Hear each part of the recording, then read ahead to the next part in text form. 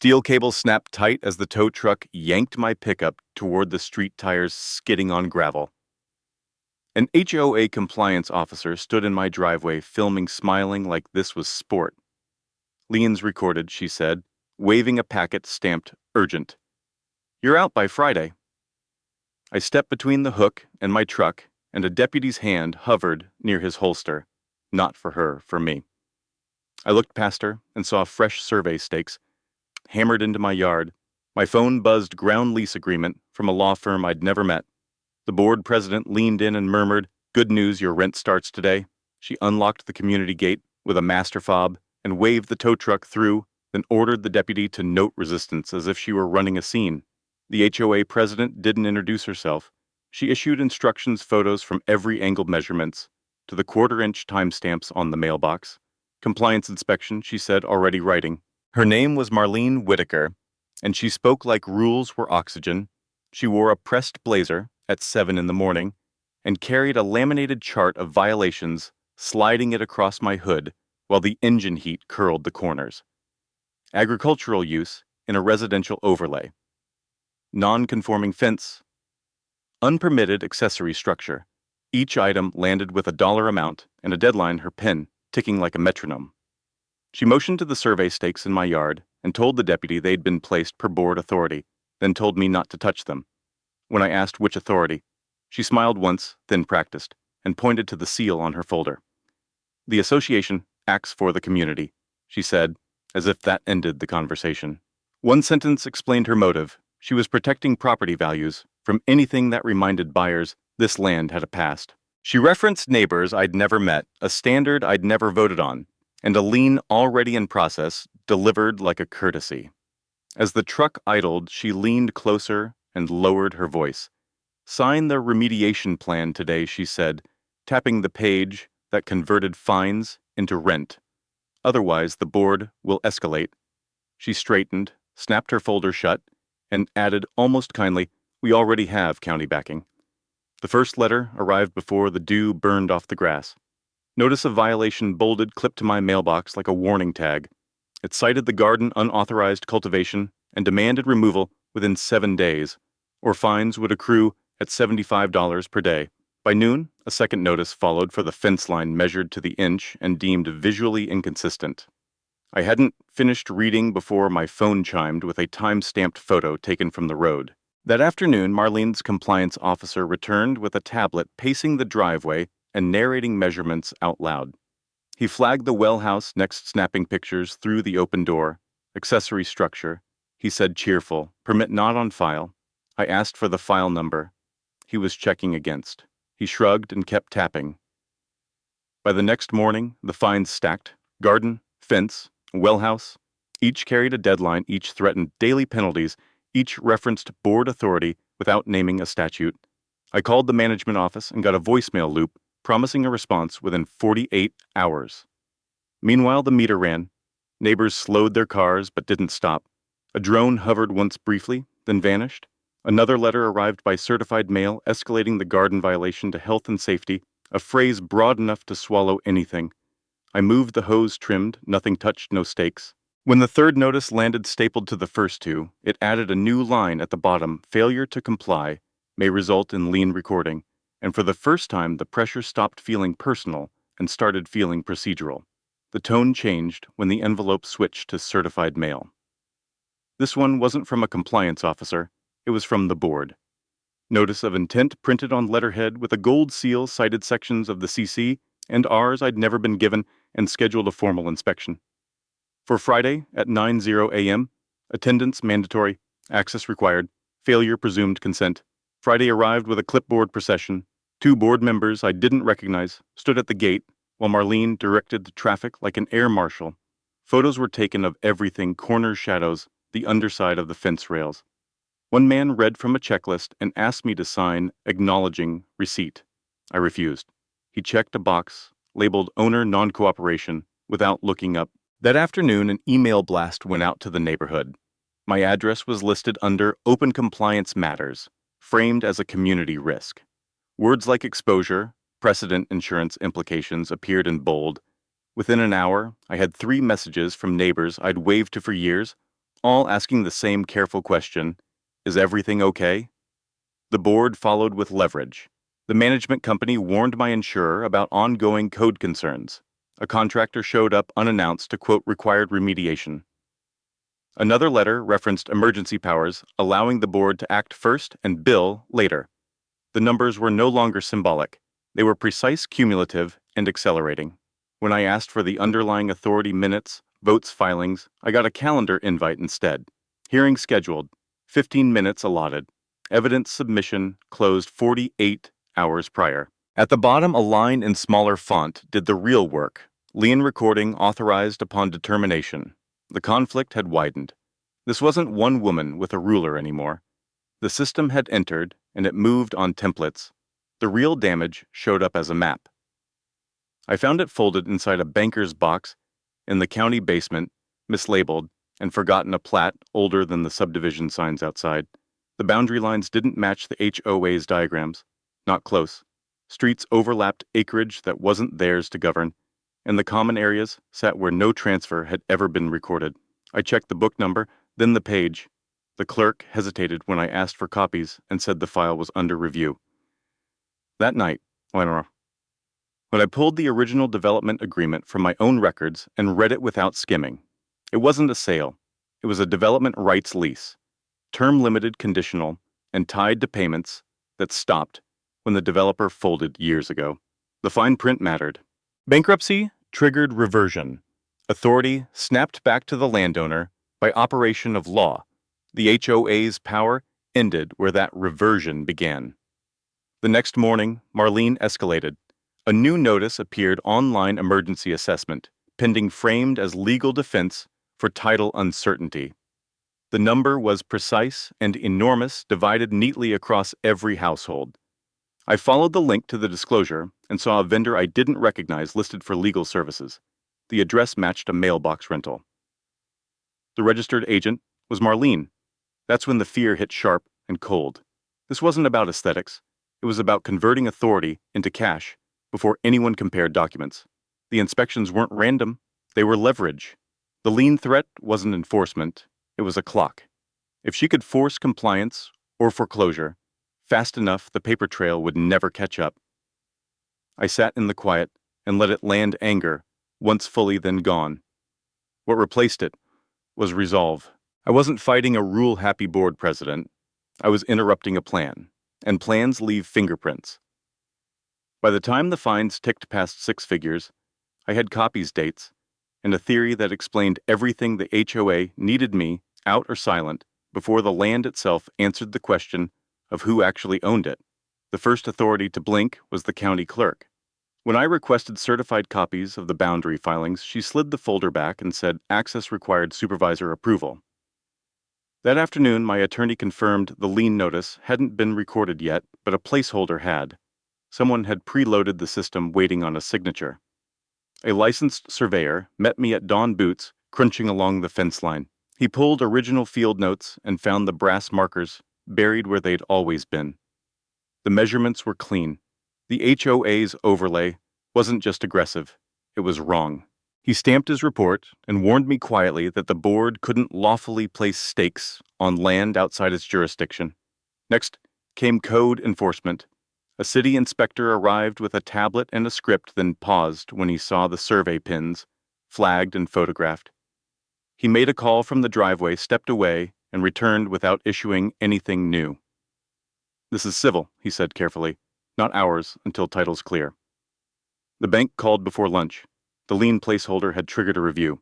They wanted assurances. My lawyer sent a demand letter citing reversion law and requested the HOA's authority chain. The response came back too fast, asserting emergency powers again and attaching a memo from a firm I recognized only by name. The memo hedged. It asked for time. By evening, the sheriff's office confirmed receipt of a trespass complaint mine about unauthorized inspections and stake placement. They scheduled a deputy to attend the next board meeting to keep the peace, not to decide anything, to watch. The system was now looking at itself, and it didn't like what it saw. Files conflicted. Agencies stepped sideways. Everyone asked for one more document. Then the HOA blasted an agenda. to the Neighborhood Emergency Meeting Special Assessment Vote. The number was breathtaking. The timing wasn't subtle. They were rushing because something had changed, and whatever it was, they thought they could still outrun it.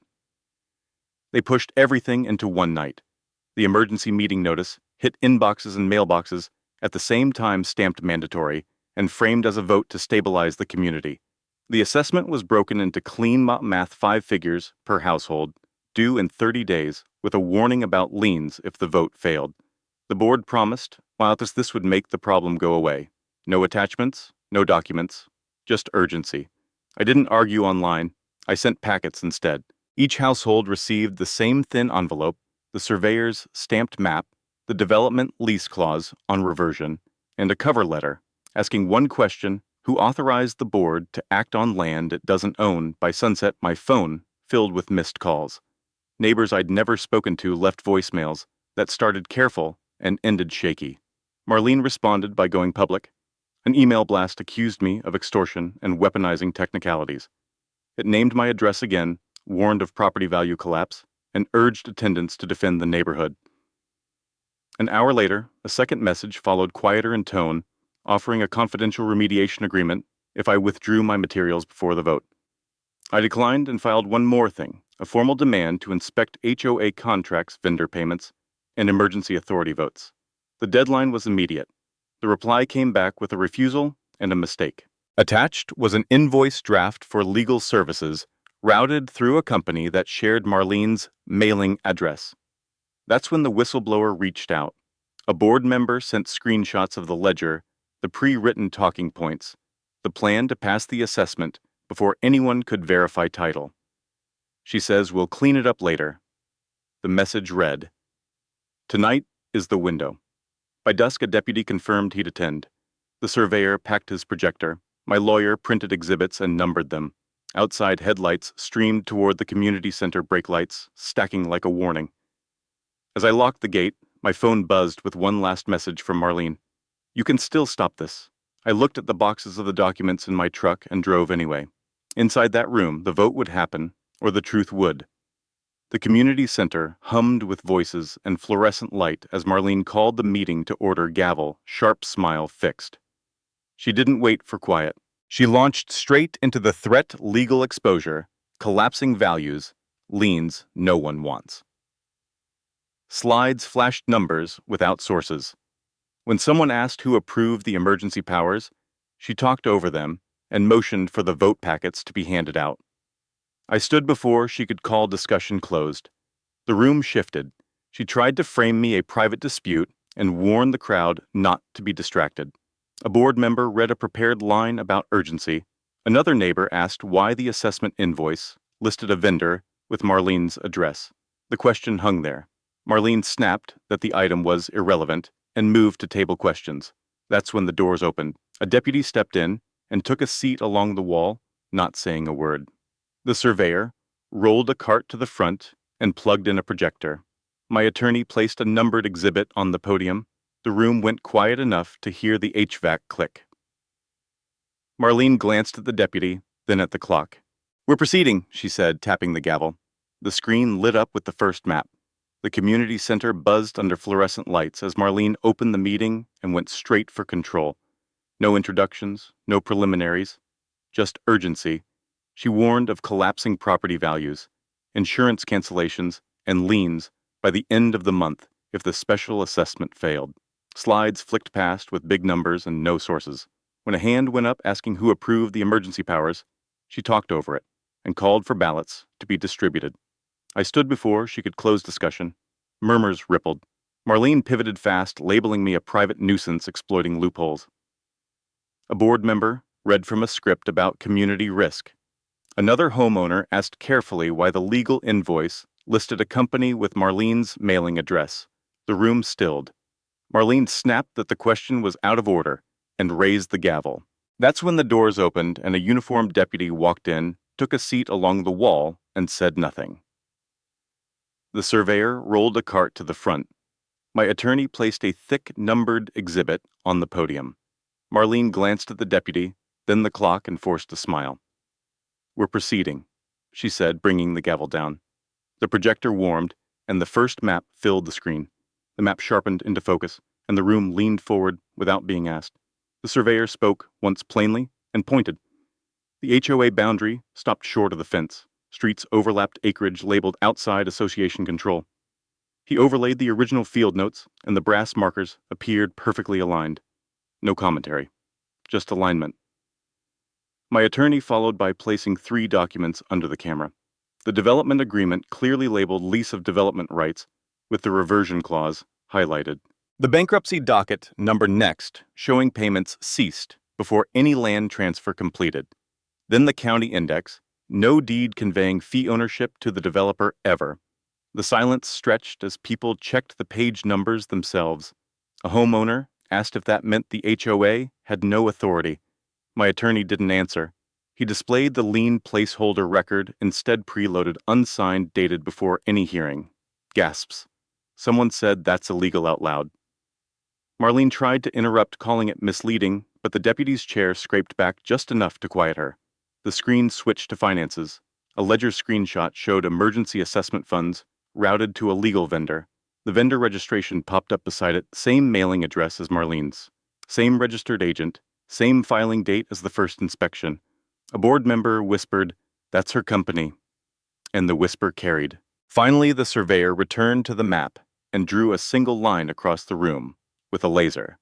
This, he said, is where authority ends. He stepped back. Marlene reached for the gavel and stopped. The room wasn't hers anymore. Marlene stood and tried to reclaim the room with volume. She called the map's interpretations, the documents selective, accused my attorney of theater. When a homeowner asked whether she owned the legal vendor, she answered too fast no. Then added, "It's complicated," and the word landed wrong. A board member slid his chair back and said, "You told us it was independent." The deputy stepped forward, not dramatic, just present. He asked Marlene to pause. She didn't. She argued emergency powers again, then claimed the assessment had already passed by proxy. My attorney raised one finger and placed a final exhibit on the podium, the vendor's operating agreement signed. Marlene's signature was unmistakable. The room broke. People shouted questions. One neighbor demanded refunds. Another asked who'd authorized the lien preload. Marlene tried to shift blame management company, counsel miscommunication, and then said the sentence that ended it. We had to move fast before title got messy. The deputy asked her to repeat that. She didn't. He read the charges. Calmly, embezzlement abuse, of authority interference with records, while the surveyor unplugged the projector. Handcuffs clicked. The gavel lay untouched. As Marlene was let out, a board member stood and announced his resignation, then another. The special assessment ballots stayed blank. In the quiet that followed, my attorney addressed the room once. The HOA had no authority over the land. The vote was void. The system had corrected itself loudly finally, and in front of everyone who'd been told not to ask questions. The room didn't explode. This time it exhaled. People sat back like they'd been holding their breath for months without realizing it. Conversations broke out in low, stunned tones, neighbors turning to each other instead of the dais for the first time. A woman in the second row wiped her eyes and laughed at herself for shaking. Someone else apologized to the room, to no one in particular, for voting yes on past fines. The deputy stayed by the wall, relaxed now, while board members avoided eye contact and gathered their papers in silence. A man stood and said he'd lived here 20 years and never once seen the bylaws that had been used against him. Heads nodded. Phones buzzed as people texted spouses waiting outside. The fear that had filled the space an hour earlier drained out through the exits, replaced by something steadier, clarity, maybe relief. I felt it too, a loosening in my chest I hadn't had in a long time. When someone suggested taking a breath before anyone left the room, agreed without a vote. For the first time all night, nobody was rushing anyone. My attorney put the call on speaker at the podium so everyone could hear it arrive at once. Counsel for the association confirmed what the documents already showed. The HOA's enforcement authority was suspended immediately, liens, voided inspections halted. A written notice followed in real-time PDFs pinging phones across the room, formally dissolving the board pending reconstitution. The deputy nodded as the language was read aloud, then added that any collection tied to the special assessment was frozen. The surveyor summarized the fix without jargon. Title would be clarified parcel by parcel, under a neutral administrator, with residents offered two lawful paths: purchase or lease, without penalties or retroactive charges, no new fines, no emergency powers. A safeguard was announced and read into the record. Any future assessment over a modest threshold would require a supermajority vote, independent audit, and 30 days notice. Someone called it a seatbelt for governance, and it stuck. As the emails landed, you could feel the floor stabilize under people's feet. The rules weren't gone.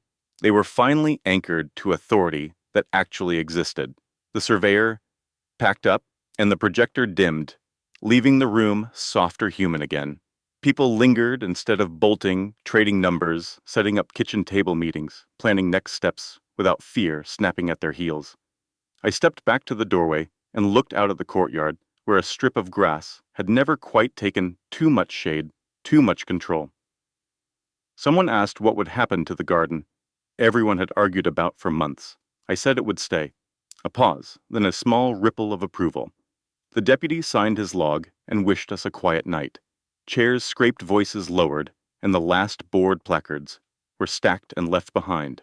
Before I turned off the lights, I walked to the window and imagined soil instead of signage, hands instead of clipboards.